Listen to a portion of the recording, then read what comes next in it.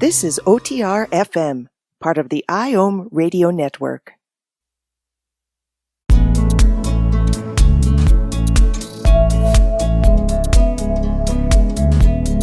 Welcome to the No BS Spiritual Book Club's live streaming interview series, where leading new thought teachers, speakers, and authors share the intimate stories behind the 10 best spiritual books that inspired them the most on their spiritual journey. From well-known classics to hidden gems you might never have heard of, the No BS Spiritual Book Club saves you time and money by sharing reliable recommendations from those who've walked the path before you. The No BS Spiritual Book Club, the only no BS guide to the best spiritual books to inspire your own journey of self-discovery. Here's your host, founder of the No BS Spiritual Book Club, Sandy Sedgbeer.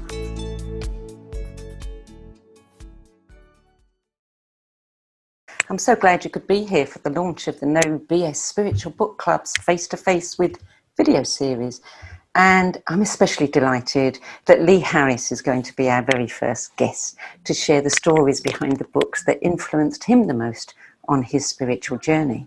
As I mentioned in my newsletter, I've known Lee for around 13, 14 years now, during which time I've watched his star and his renown rocket to the point where he's not only a best-selling author, but a highly respected and much in-demand spiritual guide, channel, and speaker with a huge worldwide audience.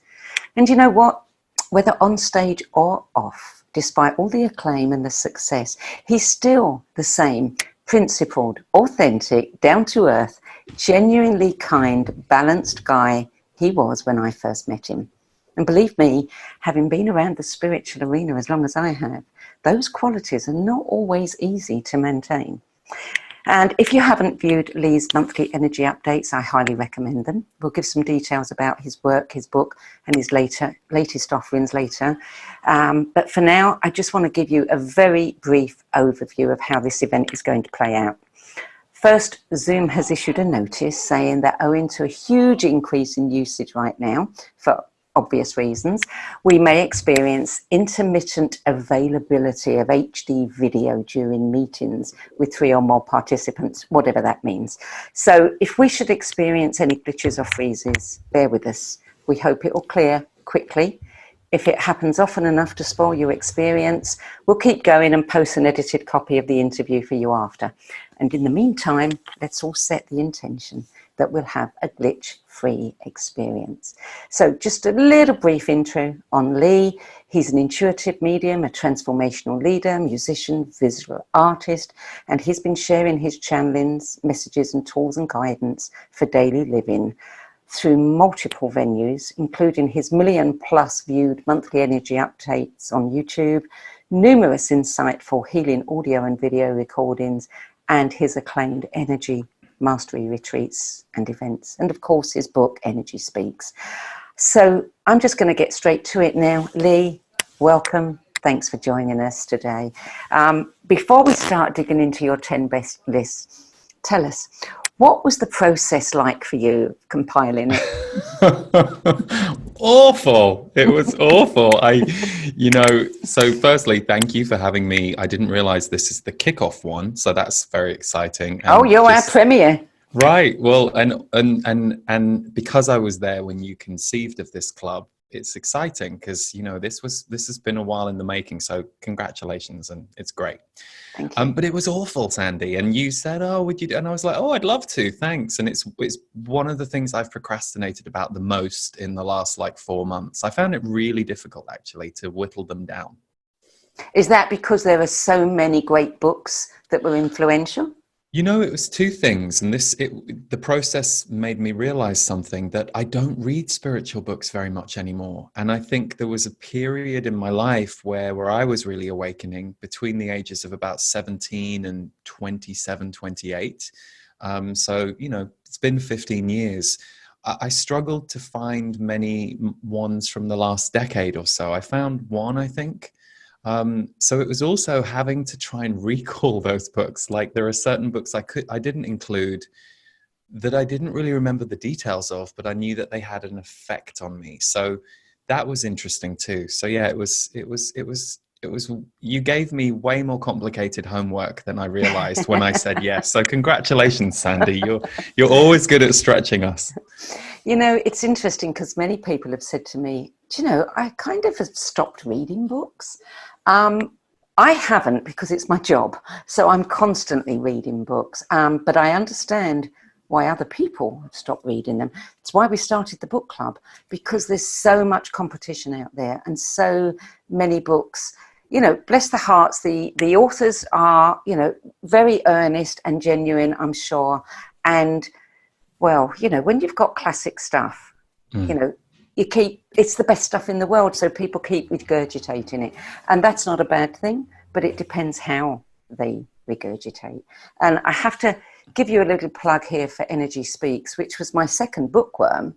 One of the reasons I loved that so much is because it was simple. It was practical. It was down to earth. It just, you know, it was for our lives living, you know, we may be spiritual beings, but we're having this physical experience. And so we need to know how to navigate this world as well as the other one. And your book was just, you know, it just nailed it for me. So congratulations on that. Coming from you, that was amazing. So thank you. And we did try, you know, we worked hard on the editing to try and do exactly that, to try and ground what was mostly channeled material so that it was usable. So thank you. So let's go into your 10 best. And I know that these are in no particular order, but as I've been looking at them today, I have been putting in the dates that they were published, which was very interesting. Your first one, and I'd be interested to know how many people have read this. It was a big one for me, Out on a Limb by Shirley MacLaine. When did you read that book? I must have been 19, so 24 years ago. And what kind of impact did it have on you? Where were you at that point? I was just beginning to figure out that I was intuitive, but I would never have said that about myself. I had a couple of intuitive friends who I had, you know, how these things happen, they get put in your path. And one of them called me an empath and one of them called me an intuitive. And I think in both cases, I fought them. And I kind of denied it, and you know, blah, blah, blah. But I was early. I didn't really understand what those things were, and I didn't understand I was those things. So I think Amanda may have given me Out on a Limb.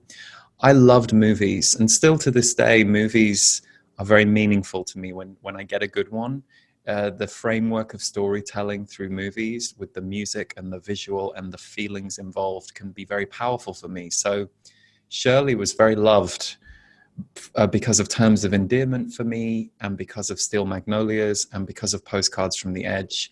So I'd seen her, you know, later body of work really growing up. So the fact that this woman who I had this connection to through the screen went off on this seemingly crazy journey to anybody who would have issue with what she went through. But to me, as I was reading it all just felt so normal and so true. And I almost put The Camino on my list too, because I think I've read probably 6 of her books, but The Camino was a big favorite too. I just loved that book. But I chose Out on a Limb because it's a little bit of a greatest hits of metaphysics. You know, she covers so much, and she meets a channeler in the book. And I had no idea that I would become a channeler. And to be honest, I wasn't that fussed about channelers. It wasn't like, you know, you think you end up doing things that you have a passion for. Normally, that's how my life had gone so far. But the fact that she met this channeler, I think, was the first normalizing experience around channeling that I had had at that time. So when I look back, that book's pivotal for that reason, as well as the fact that she just kind of introduced me and so many of us into a world that otherwise had been hidden and hadn't been so mainstream. So I really salute her for that. That was her third book, 1983. And my God, she did go out on a limb. And I remember back then some of the talk shows that she was on, and they just ridiculed her. I don't know how she kept her dignity and grace, because, you know, I would have wanted to slap them. But yeah, she's an amazing woman, amazing. And yeah, I think it's it's got to be a seminal piece of work. It really is. And it's funny you say that about the talk shows, because we're both from the UK, and Wogan, which was this huge show in the UK. If you're in America, think of the Johnny Carson show, and you have the equivalent of what Wogan was in the 80s. And I remember David Icke being ridiculed on that show. Wogan many years later said he deeply regretted it, that he shamed him.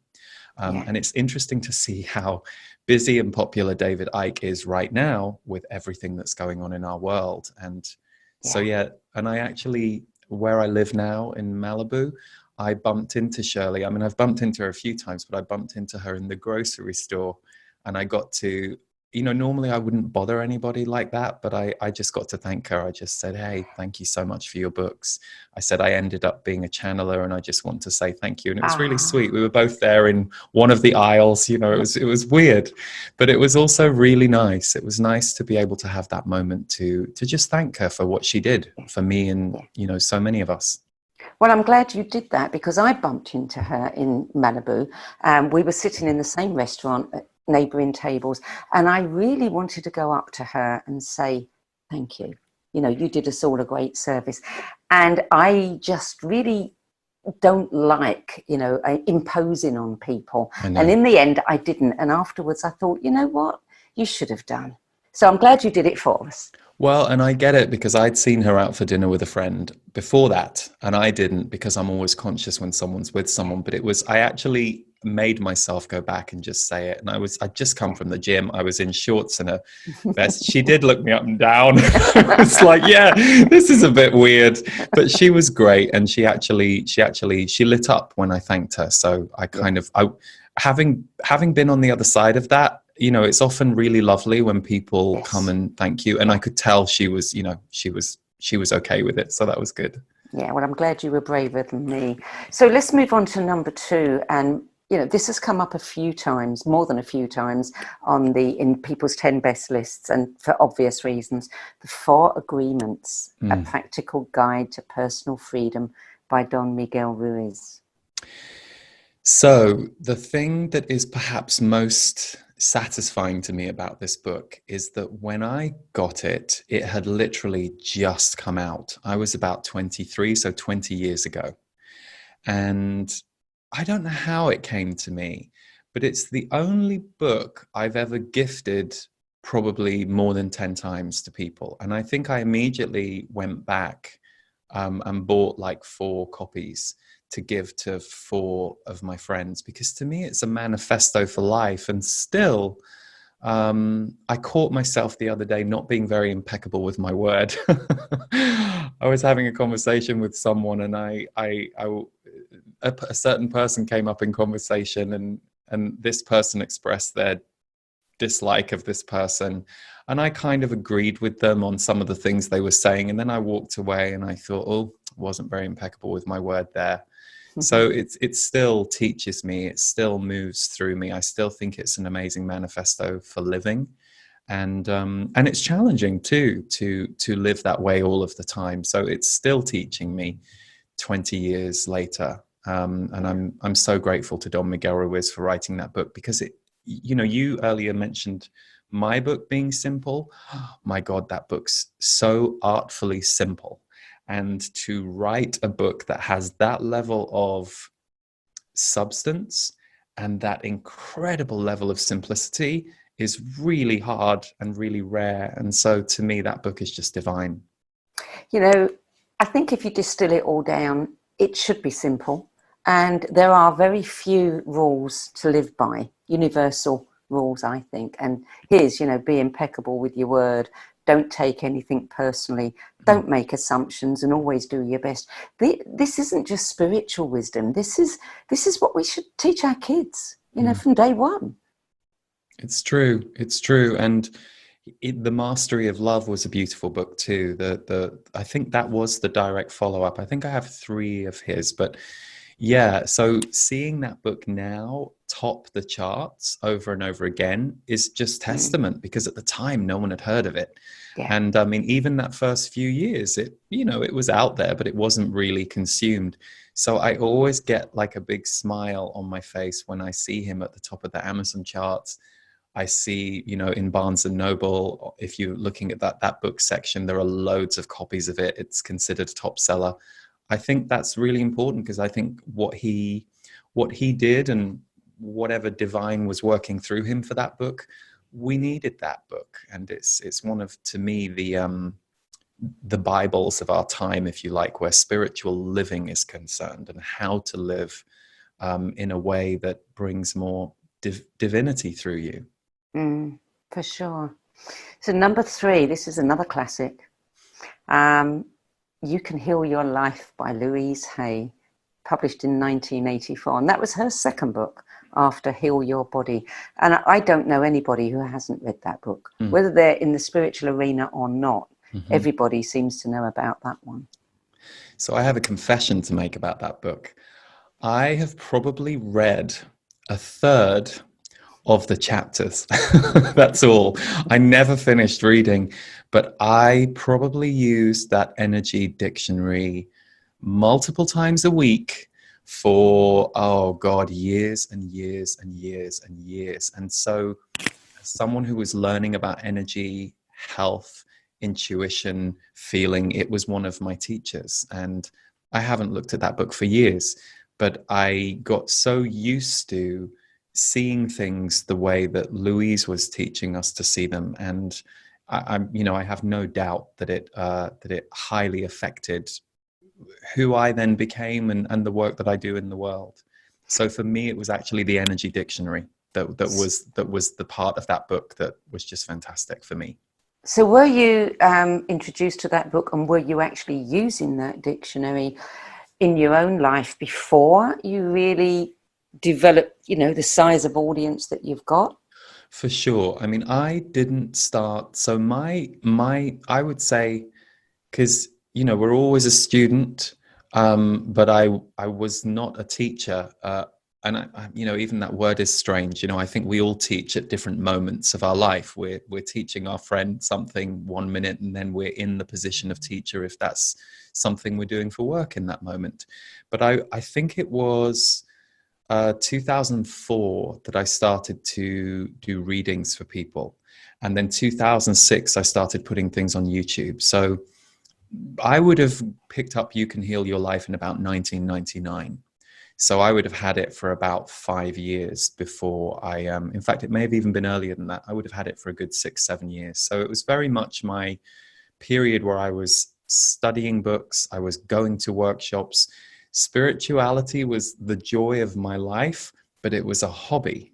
And I thought that I, went and did these jobs I was doing so that I could pay for the workshops I was going to. I hadn't put the pieces together that the reason I loved it so much was ultimately going to be that it would become my job. No, it was earlier. What jobs were you doing? Well, my dream, and this relates to one of the books we're going to talk about later, was going into music. I'd grown up in theatre. Theatre was my escape. And as a kid who was very sensitive but didn't really understand that, I had a very strange sense of self-identity. When I look back now, I didn't really have a very strong sense of self-identity. But I knew I was a creator. Like, I created from the minute I arrived here, and that was something that was open in me. And if I went into the theater and became a character in another story, that was something I could run through my body shamanically. And I didn't understand the shamanic nature of acting when I was a kid, but now I look back and I'm like, oh, it's channeling. You're channeling someone else. So for me, that was what I was groomed to do. And I went to drama school, and my parents and all my family and my friends thought that's what I would do. Came out top of my year and then left. I was like, I don't want to do this anymore. I want to do music, because while at drama school, I had started hearing music, literally channeling music. And to me, this was heaven. I was like, this is unbelievable. So I was doing side jobs while I tried to get my music career going and try and break into the music industry. So it was everything from working in a pub to helping my friend with her admin business. I took occasional acting jobs to pay the bills, but my heart was my heart was in the job when I did the job, but my heart was no longer in that as a career. It's so interesting because, I mean, you said you were a very sensitive child. And is that why your parents put you into acting, to just, bring you out of yourself a little bit? Yeah, I think when I look back now, I had a talent. Now I get it. Like, if I look back before I was 10, I would be like taking school plays way too seriously. Like, everyone else was, no, I'm in the school play, I don't want to do this. I just loved it. Like, to me, it was a place that I could be alive and expressed. And I was struggling with that in my personal life. I developed an eating disorder very young. I was taken to Weight Watchers age 10. I then was up and down with my weight all through my teens. I knew I was gay, and I was scared about how that was going to impact my life. So there was a lot of inner torture. And in acting, there was the ability to freely express myself as a person in a way that I was not feeling in my life. So because you could inhabit. Yeah. And the gift of the drama school I went to was it was incredibly holistic. So the things that really interested me about drama school were things like learning 5 rhythms, ecstatic dance. They gave us classes of that. We did mask work. We looked at psychology. So I actually see drama school as my spiritual opening, and it took me off somewhere else. And I met some of these intuitive friends who gave me these books, and music happened for me there. So I opened at drama school, but not in the way I was supposed to. I opened to something else. So music was the first thing that you were channeling? It really was. And it was a year later I heard the voice of my guide. So I see them as deeply connected. Yeah. So now we've got the 5 love languages, The Secret to Love That Lasts, also published with a different subtitle, which was How to Express Heartfelt Commitment to Your Mate. I love that book. Isn't it amazing? When I found that book, I thought, this is so cool. Explains so much. Tell us what it did for you. Well, this is one of the recent books. So I only discovered this book about 3 or 4 years ago. Maybe it was 4 years ago, because I think I just met my now husband, Stephen, at the time. And I just thought it was brilliant. I was like, this is so good. Why did I not find this before? It would have saved me a lot of headaches in earlier relationships where I didn't understand myself or them or the dynamic between us. It just gives you a great framework of understanding how you show love and identifying some of the ways you show love and some of your patterns. But it also helps you understand how you respond to love that's shown to you. So, for example, the book breaks down the 5 different areas. And one thing I learned early on is one of my love languages is gifts to show to people. Like, I love giving gifts to people. Like, that's just one of my things. And that didn't really interest Stephen when I first met him. So I would be giving him these things. And he didn't really, whatever, it just went over his head. And so it really helped me understand, oh, no, he doesn't need that.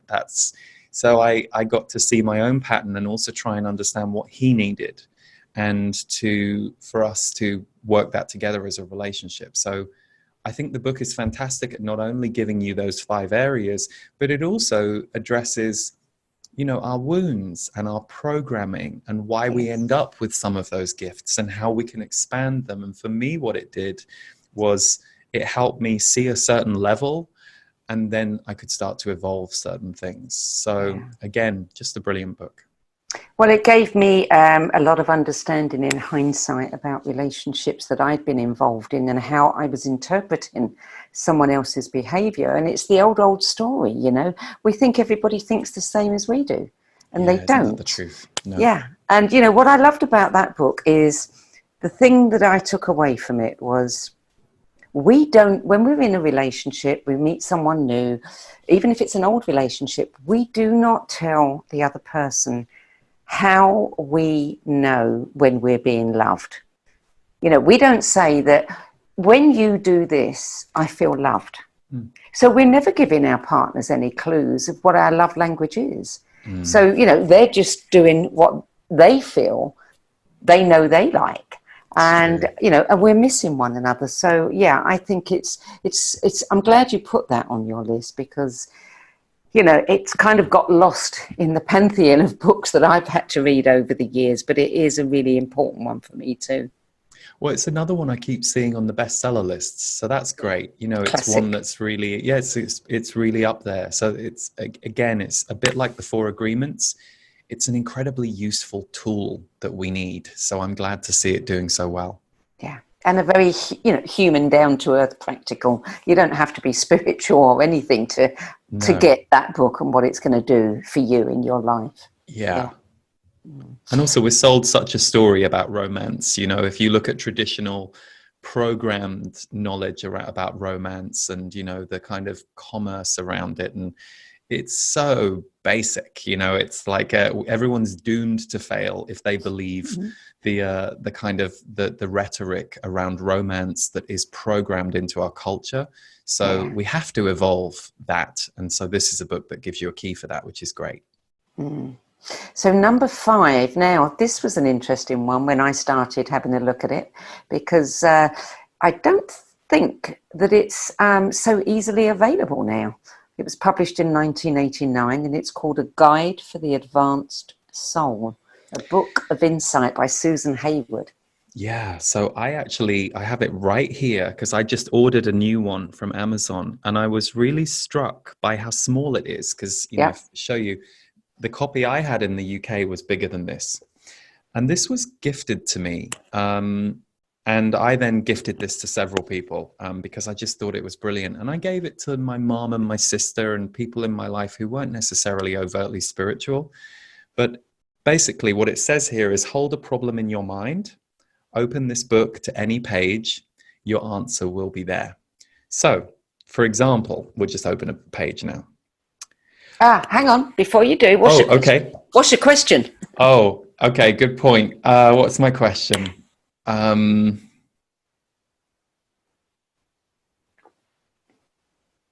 question is, what's going on in the world right now with all of this quarantine stuff? What's the deeper purpose here?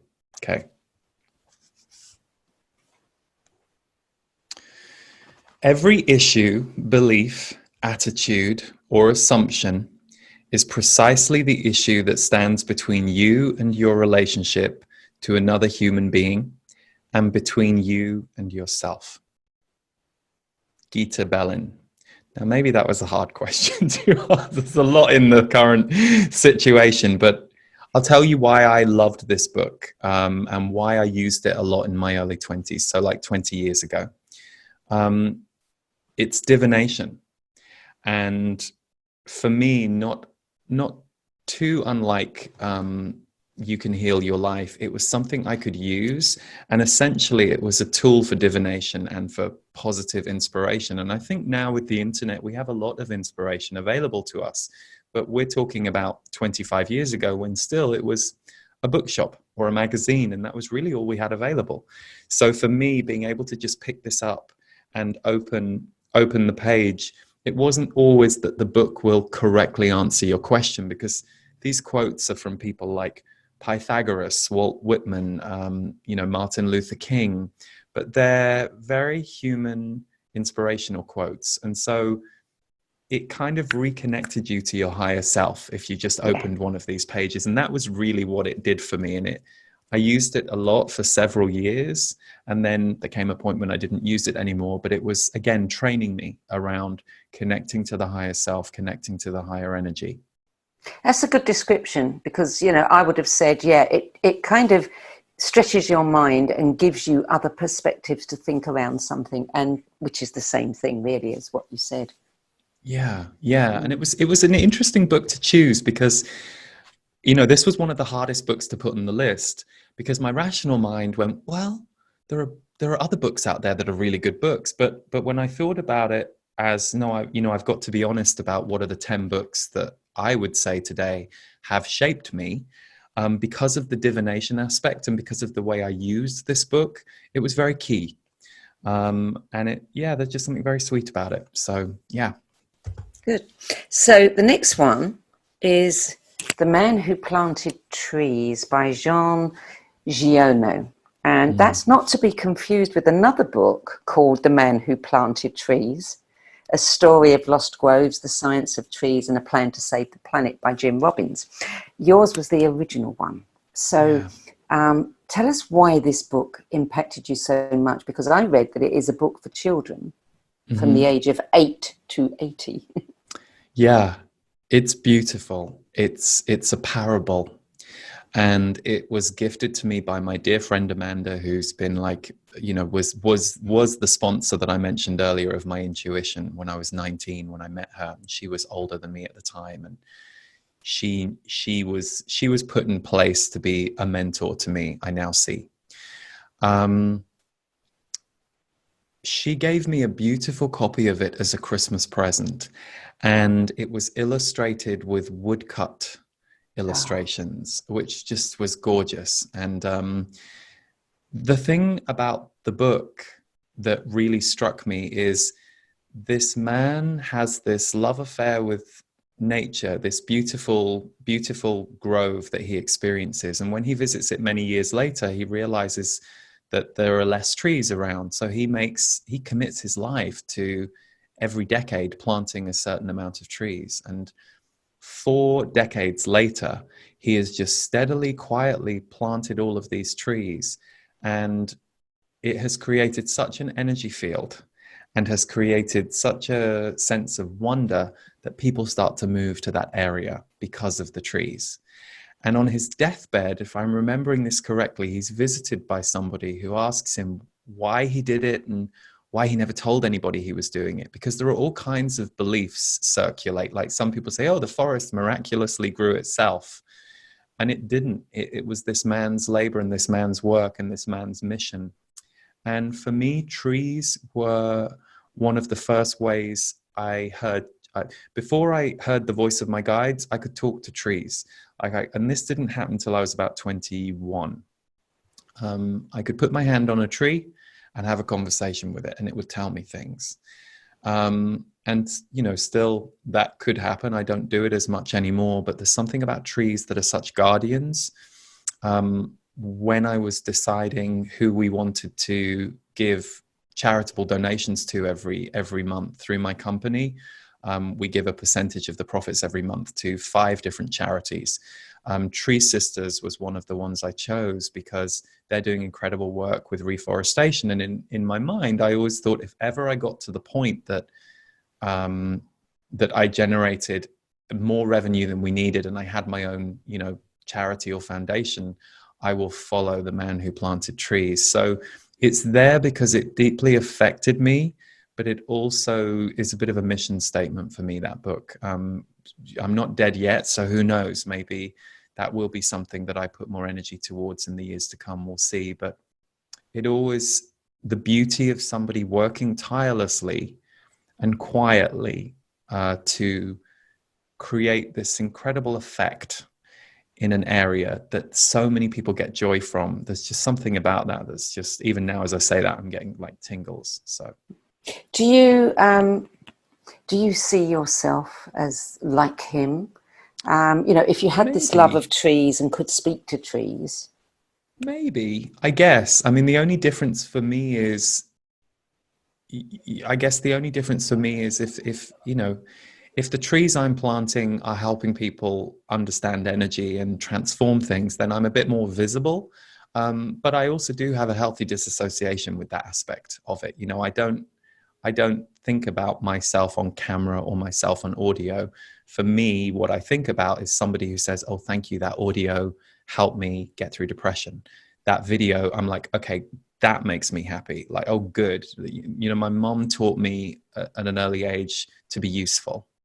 And so what lights me up is if the work is useful, that makes me very happy. So I guess I relate to him in that way. Yeah. Good. So number 7, this is an interesting one, and such a sad story behind it. The Diving Bell and the Butterfly by Dominique, Barbie, I think he's called. Yeah. Boy. What a story. My And that was a God. movie, of course. Yes, and I saw the movie many years after I think, I don't know when the book came out, but I feel like I read it in the early 2000s.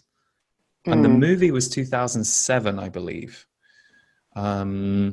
So, this book is about, he was the editor of French Vogue, if I'm not mistaken. Elle Elle, Mag. thank you, Elle Yeah. magazine. And he suffers a massive stroke and comes down with something called locked in syndrome, where he's still thinking very clearly, and he still has feelings, but he can only move one eyelid. So he dictates this whole book by working with someone. He works out a system by which he can dictate letters using different eyelid movements, and basically describes how he's feeling through this book and what he experiences. And it's just, first of all, you can't quite believe it. It's a very sobering reminder that we just never know what's about to happen to us, because he was this successful man with a wife and children, and his life was good, and all of a sudden this happens to him and everything goes 360. So there was something very meaningful to me about him reminding us all of that. But then also, it's heartbreaking the way he's describing how people are reacting to him. Like, he'll say things like, my wife was here earlier and I could see that she was in pain and she was frustrated at me, but he couldn't say anything to her. So I don't know, I'd never read a book like it, and it gave me a complete 360 on the way I saw life, and the way, I don't think I took life for granted at that point, because I one of the things I live by is you just never know what tomorrow is going to bring. And I try and remember that, and I try and live that way when I forget, because I think it makes me very present and it makes me grateful. But there was something about both him losing that, but equally having this extraordinary inner life. And it's rare that the inner life gets separated from the outer life in our humanity. So suddenly we have this man having this monk-like existence in a way, but still interacting with the world and talking about what he's seeing with the doctors and the nurses, and what they have no idea that he is thinking, feeling, or responding to. Just mind-blowing. It is. I mean, talk about isolation. We're all having a tiny taste of it. We think it's huge, but that's isolation right there, where you just can't communicate your feelings. That was published in 1997, and I don't know whether you're aware, but he died 2 days after the book was published. I did know that, yes. Yes. I may have had a slightly later edition that gave me that information. I think I read it in the early 2000s, I'm pretty sure. Yeah, which gives you another kind of layer to that story. Was this what kept him going, to be able to transmit this story?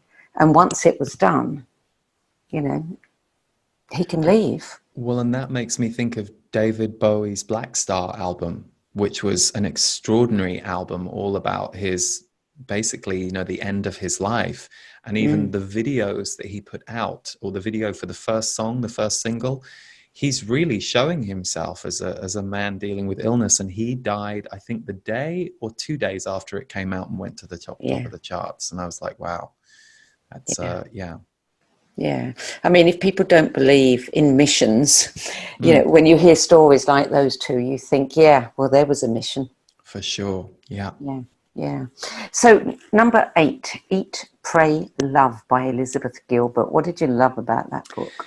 Well, it was, I think, like many people, and of course, like anyone, she can be divisive. I mean, I think anybody who is liked and loved by people, there is always going to be detractors. And I think sometimes popularity annoys people too. So they like her even less if they don't like her. But like many people, I fell in love with her through that book. And then she became a really important force for me on Facebook in the early years, before Facebook got all knotted up in corporate and algorithms. And when she would share freely on her Facebook page, and it was amazing. But Eat, Pray, Love was very significant for me. I was about a year out of a very painful, difficult, unexpected relationship ending. I think the relationship I thought I would be in all my life, at least that's how I was approaching it. And so reading that book a year later was incredibly healing, because she's, on the back of a painful divorce. She goes off to find herself. So she goes to India, she goes to Italy, and she goes to Bali. And so it was something wonderful about this woman who, in deep pain, goes off on this journey of discovery. It was like you got to be a visitor to that. You got to live that fantasy through her eyes. She speaks so warm. She writes so warmly, and you really feel like you're with her. And at that time, this was still early in the internet blog world, where I think we're a bit more used to that now. But that level of honest memoir we hadn't really seen, warts and all. But the one thing that I remember from that book that changed my life around relationships, she has a realization, either through a therapist or herself, I can't remember, that she had been dating the highest potential of the men she was dating rather than their actual behaviors. Meaning, she would see the best in them. She would think, oh, they'll come through this, they'll transform. And oh my God, that was a smack in the face for me that I needed, because it suddenly made me see an aspect of my own behavior around that. And I remember being in a very emotionally volatile, a kind of emotionally and verbally abusive relationship in my early 20s, which only got physically abusive once, right at the end. But I remember two of my friends saying to me, we were talking about you the other day and how you're speaking about your boyfriend. And we were saying, wow, imagine if Lee was in a good relationship. Meaning I was talking my way around all the problems, and I was seeing it from, well, he had a bad childhood and this was 20 years ago. And when they said that, I was like, what do they mean? But this was the gift of Eat, Pray, Love for me. It was realizing, just in the same way I wouldn't want someone to date my highest potential. I would want someone to date who I'm showing up as that day, and to make sure that who I'm showing up as is what they need and compatible for them. It changed. It was a game changer for me around relationships. So not only did she help me overcome a very painful, difficult breakup through sharing her journey, she gave me a clue for the future, which was, don't date people's highest potential, date what they're showing up as most of the time. And sure, their highest potential might manifest, but don't put off your happiness in a relationship because you're waiting for someone to turn into something they may never. Wow, that's great advice. Okay, number 9, another favourite of mine, Dying to Be Me. Yeah. Anita Majani. What a lovely, lovely lady she is. The funny thing about this is I read this book when it came out, and a friend of mine had just been with Anita at an event and said, oh, she was great. She gave this talk. Here's her book. I loved this book. It's all about how Anita really, according to the medical system, should have died. Her cancer was so progressed, there was no way she shouldn't have died, according to all the facts in the medical field and what her body was showing. Anita has a near-death experience where she's shown she needs to come back, and she's going to come back to life. And I can't remember, I'd have to go back and look at the book, but within days or within weeks, all of the cancer in her body shrinks and just disappears. And none of the medical field can believe it. But the lesson for Anita was she has to love herself now. She has to come back and not put herself second, because she had seen where she was doing that in a lot of her work situations, family programming. And the thing that, it was just such a profound book to read, so beautifully written. And unbeknownst to me, in the last couple of years, Anita and Danny have become friends, which is lovely. And they're just wonderful people. And so it's that there was a funny, that was a funny thing I didn't expect when I read the book. But the book's extraordinary. It is. And I read the book, I don't know, 6 or 7 years ago, and I interviewed Anita then, and she just, I think, moved to America. And one of the things that I took away from that book was, you know, how adamant she was that we have nothing to fear. And she said, you know, fear is the cancer, if you like. Fear is the thing that, you know, gives us so much pain. And if we only knew that we had nothing to fear, our lives would be so much richer. And I think that kind of goes back to what we were saying with the diving bell and the butterfly, and my way of living, that I constantly remind myself, or if I notice I've forgotten, I remind myself, we could be gone tomorrow, because the Z's, my guides, have told me that for years. And I've had several direct experiences recently where I've, especially late last year, I was with someone who died very suddenly with no warning. And there were a group of us there, and it was sobering in two ways, because there was so much light around his death. And I tried talking to his soul when he was above his body, going, come back down, get back in your body, you know. The group were giving him CPR, Reiki. There were people singing and praying around him. He wouldn't come back, and his soul was so happy. His soul was this kind of orange aura above his body. He was like, it's amazing, it's beautiful here. He would not come back in his body for love or money.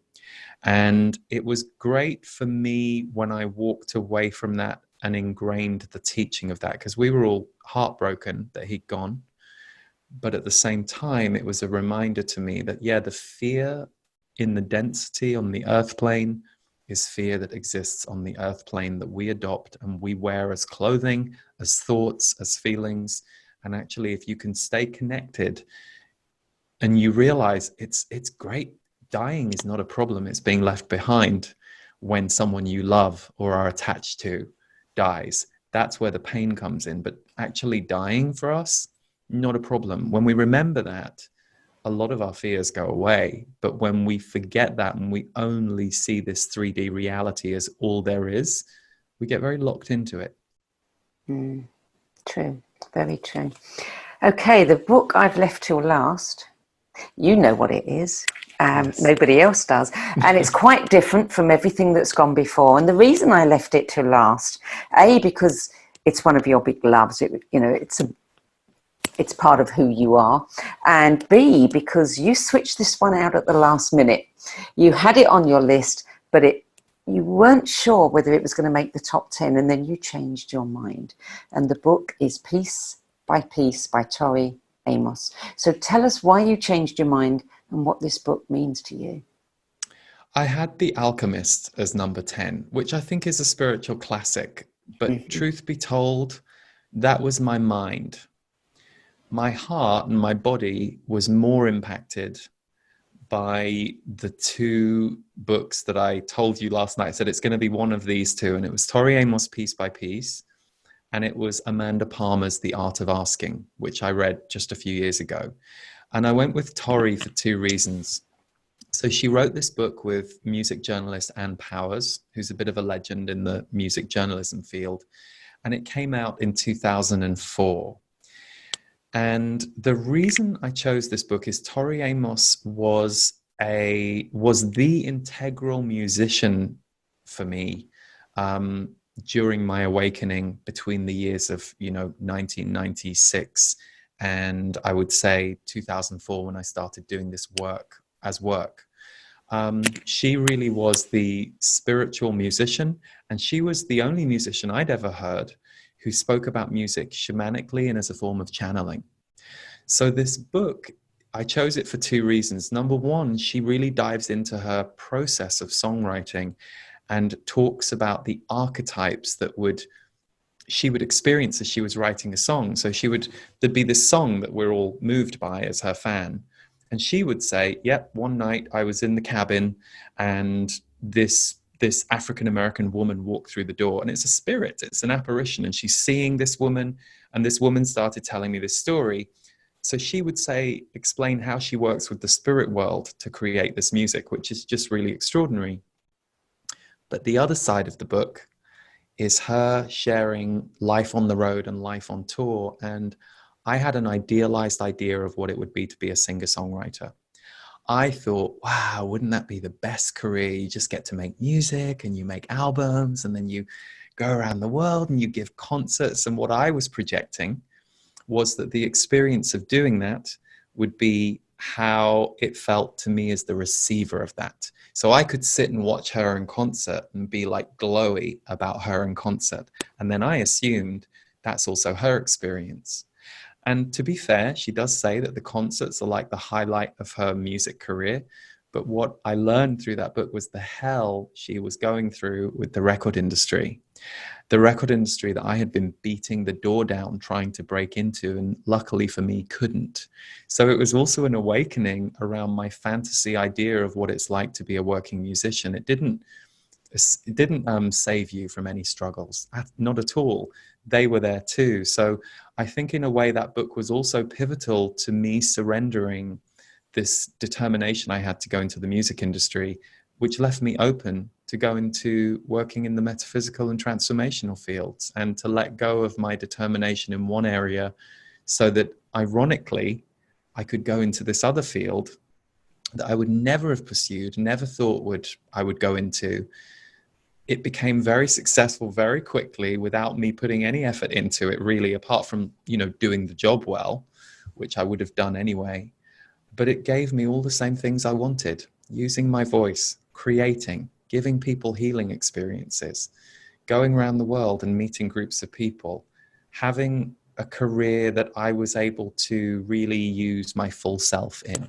So the irony being that that book, in a way, freed me, I think. Well, it's interesting because you are producing music. And of So course, now the music's back. Yeah, I know. That's the funny thing. It is back. That's true. Yeah, good. Okay. Well, it's, you got it in the end. So that's fantastic. But you got it at the time when you could see it for what it is and enjoy the process rather than having to force it. So true. And doing it autonomously without being enslaved to a record company, doing it, producing it myself, and producing it the way we produce it, which is how we want to, that has a more spiritual energy to it. So, yeah. Well, one question I have about this particular book, she says that she chooses to fight her battles through her music. I'm not quite sure what she means by that, but does that phrase mean anything to you? Well, she if you know the lyrics of certain songs and you read this book, you're like, oh my God, that was about the battle with the record industry. It sounds like an ex-boyfriend. But actually what she's doing is she's talking about the war she had to go to. Yeah. And for me, I think I used to fight my battles through the songs I wrote in my early songwriting days. Now, some of it's personal. There are some songs where certain personal elements in, but I think I come from a more universal and channeled standpoint with the way I write lyrics these days. So. Well, your 10 best list, we are going to publish that later this week on the website, so it'll be there in the archive. I ask all of our 10 best contributors to give us between 3 and 6 nouns or short phrases that they feel best describe them as an individual. The sort of thing you might be asked to complete for a Match.com profile. And the obvious ones for you are author, artist, channel, musician, energy, intuitive. But can you give us 1 or 2 additional words or phrases that give us a deeper and perhaps lighter insight into the man behind the bio? I mean, some of my favourites so far have been words like lover of wine, risk taker, edge walker, cupcake connoisseur, friend of the fairies. So what would you choose for yourself? Relentless creator. Relentless creator. Because I'm pretty relentless. It's like that mojo that flame doesn't go out very often. Intense, sensitive. Lover of people. That's a nice one. I do really love people. Sometimes certain people can annoy me sometimes, but generally I love people. And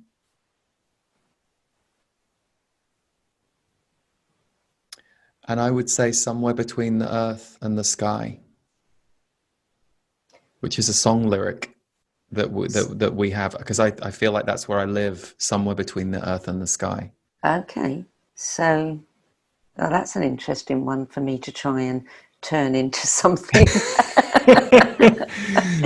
Okay, so you've stretched me there. I'll work on that one. Okay, good. Okay, now my final question before we open it to our viewers' questions for you is, if you were being asked to give one book to maybe someone starting out on a path or having a difficult time on their spiritual journey, out of your list, and maybe not out of your list. 4 Agreements. The 4 Agreements. 4 Agreements is the one I would give with confidence. It would depend on the person, obviously, because depending on their thing, I would probably curate what I gave them. But if this was a blind test where it was 10 people I didn't know what they were struggling with, I'd just give them all the 4 Agreements myself. Yeah. I think that's a good choice. So, okay, Lee, we're going to open it now so that other people can ask you their questions. Great. Sharon, if you can let me know. All we need you to do is to post your question into the chat window, and Sharon will pass it on to me, and then I'll ask Lee that question for you. We're not actually looking for questions that are personal. Lee is not here to do any counselling or channeling for anyone, but it could be a question about what is happening in the world, his opinion on something, or about his choices that we've been listening to tonight. So go for it. Don't be shy.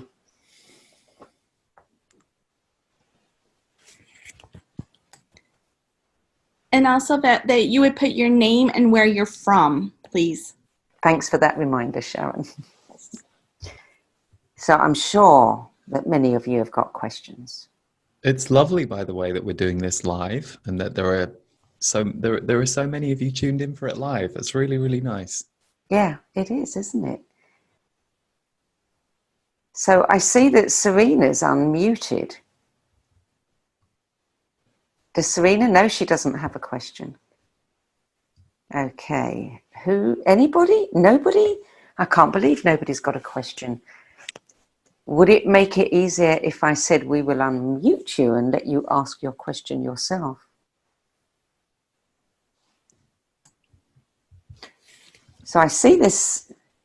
Jane, you're asking, what is the benefit? What is the benefit of what? Asking a question?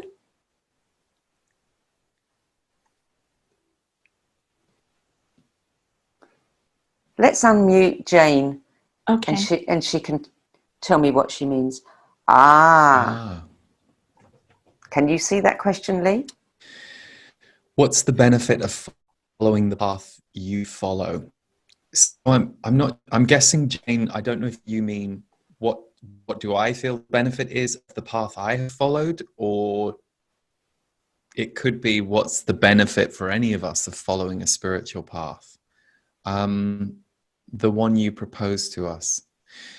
Yeah, it's interesting. I don't have a philosophy about how people should spiritually live their lives, because one thing that working with people over the years has taught me is it's deeply personal.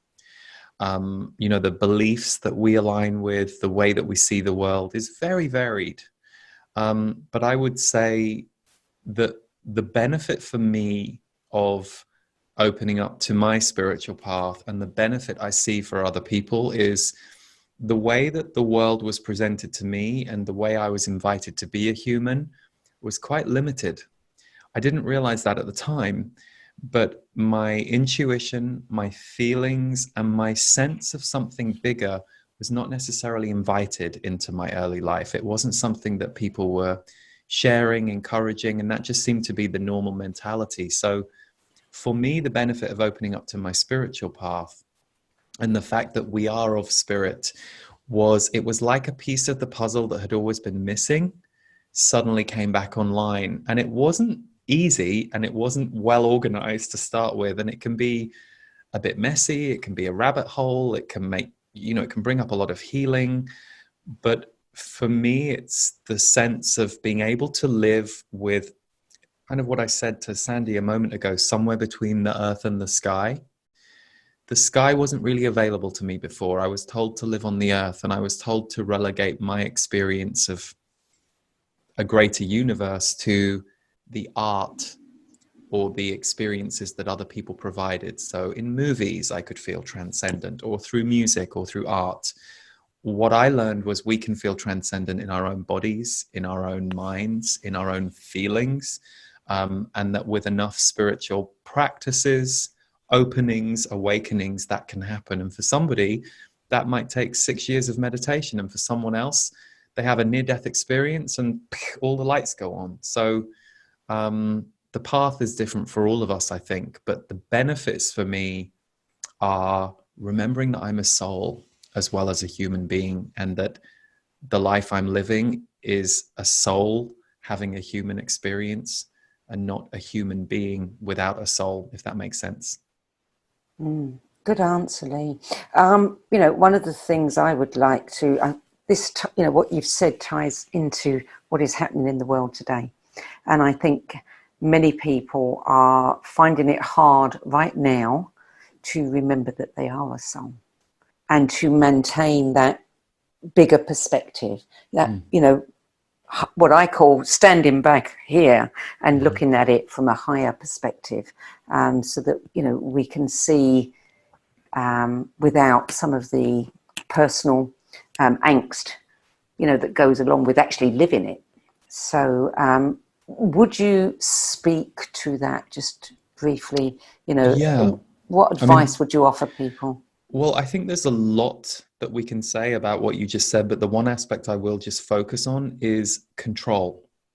So I think that one of the things that we're experiencing right now, depending on what you're looking into, what you're researching, we're seeing the control of this planet roaring up in our face. And I think, yes, because of coronavirus as the reason for the why we're all being told there is a certain level of control going on right now.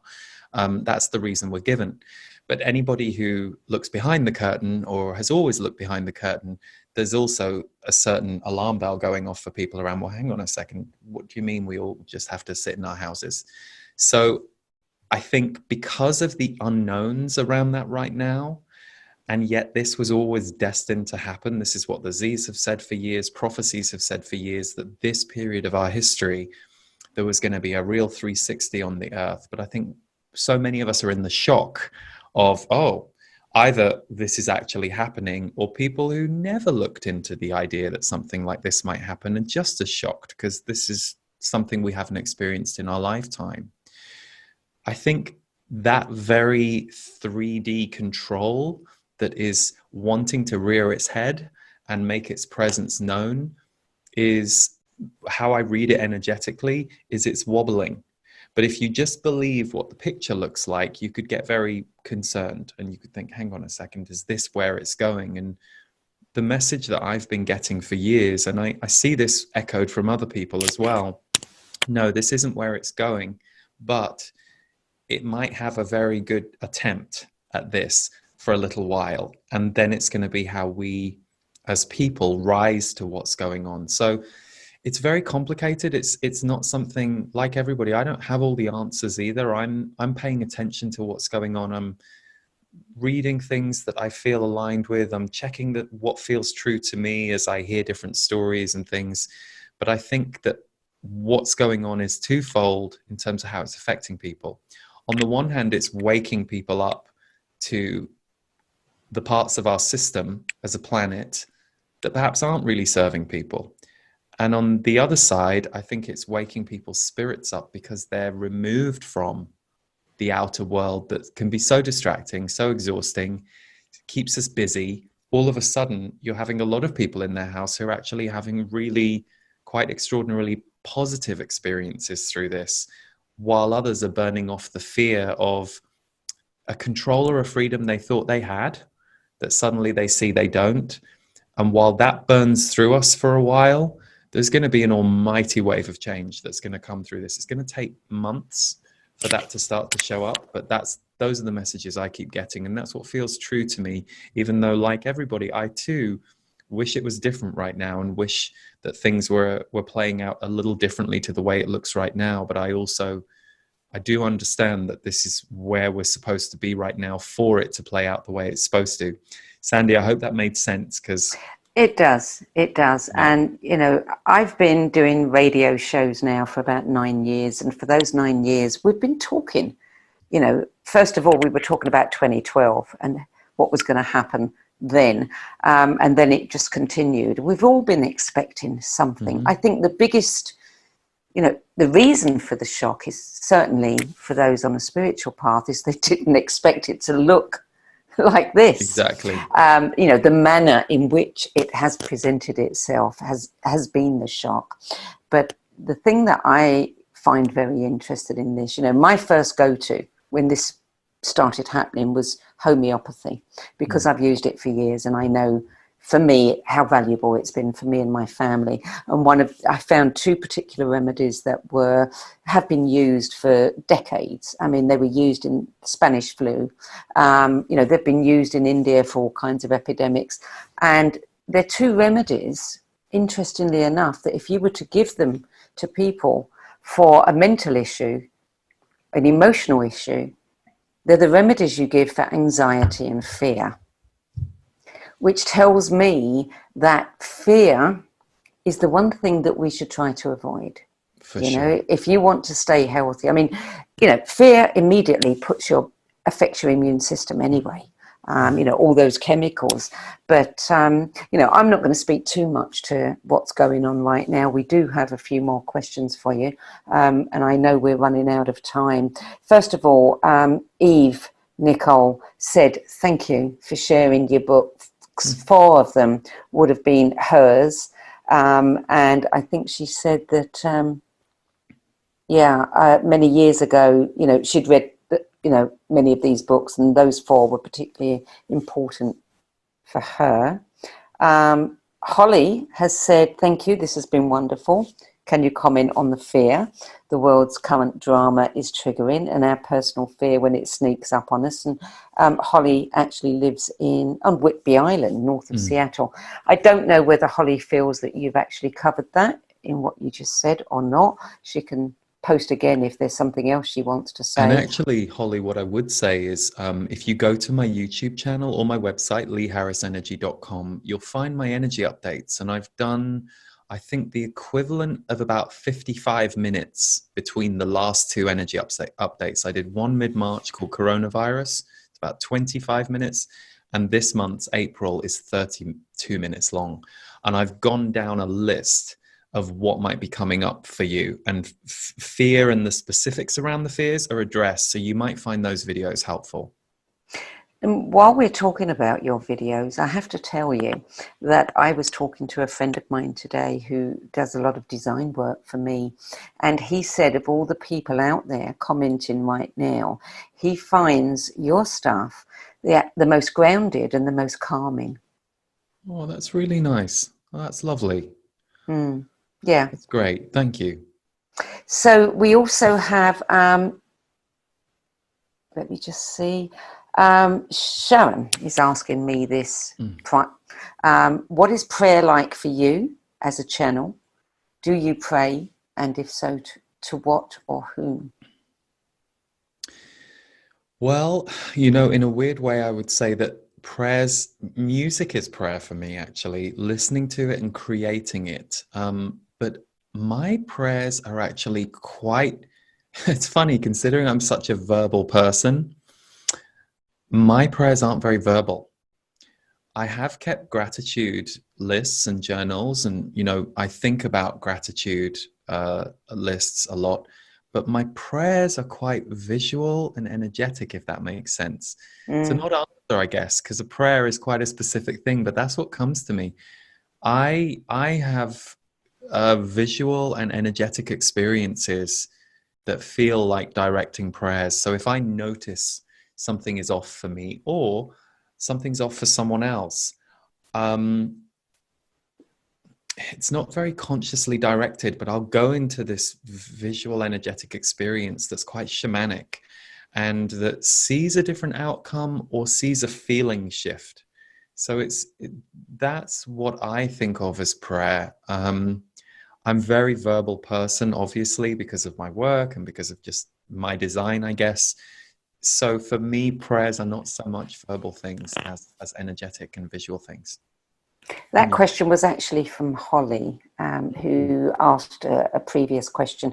And what you're saying there sounds to me like your prayer is actually an intention. Yeah, it's an intention and an invocation. It's almost like, for me, a prayer can be, you can bring something into manifestation by visualizing it and seeing it. So it's quite shamanic, I guess. That's how I experience it. So rather than saying a prayer for the world right now, I will visualize how I want people to feel and experience this new world as. That's how I will do prayer. Holly also says the energy updates are marvelous. Thank you. I was hoping great. you'd mention them. Thank you. I have a message here from Damien, who says, thank you, from Heidelberg, Germany. Love Lee's silky voice. It's very calming. Thank you. Okay. Anyone else got any questions before we close?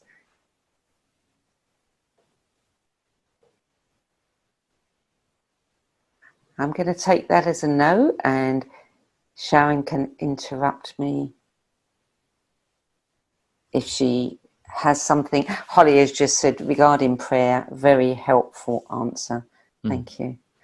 Lee, thank you so much for joining us today. It's been a real treat to have this kind of conversation with you. I mean, you and I have conversations all the time, but on air, we tend to focus on very, specific things. So this one has been quite different, and I've really enjoyed hearing about your 10 best. Well, thank you. Thank you for having me, and thank you for doing this, and thank you for giving me one of the hardest things of the last few months. Good. It was challenging. It was a good challenge, and yeah, and yeah, I love that you're doing this, because I agree with something you said earlier, which is we have information coming at us in so many different ways now that I think in some ways it's easy to forget books, but I actually think they're more important than ever because of the way that they're distilled and what goes into them. And you actually got me inspired to order a few new books because of this process, which are sitting by my bedside. So thank you. Good. We do have a message from Becky McCracken, who says, thank you for your updates. I find your way of communicating so grounded and peaceful. I've been sharing them with friends that might not normally be open to these messages. So keep doing what you're doing, Lee. It's working. Thank you. Thank you. Okay, so if you haven't read Lee's book, Energy Speaks, Messages from Spirit on Living, Loving and Awakening, which distills the wisdom of his group of non-physical entities collectively known as the Z's into a very concise and very practical guide, which really does address a number of the essential human topics such as sex, love, money, personal power, fear, judgment, and more. And that's what I like about it. It's given us answers that we need here rather than, up there. It also includes a lot of easy exercises and practical tools for breaking free of limitations.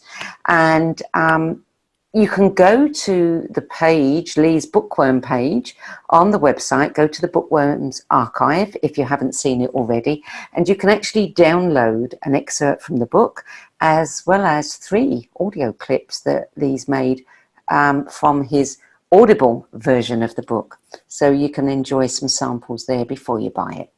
I think that's it. Thank you so much for joining us. Next week, we're going to move to a new day. It will be the regular day. It will be Wednesday, and it will be 10 a.m. Pacific.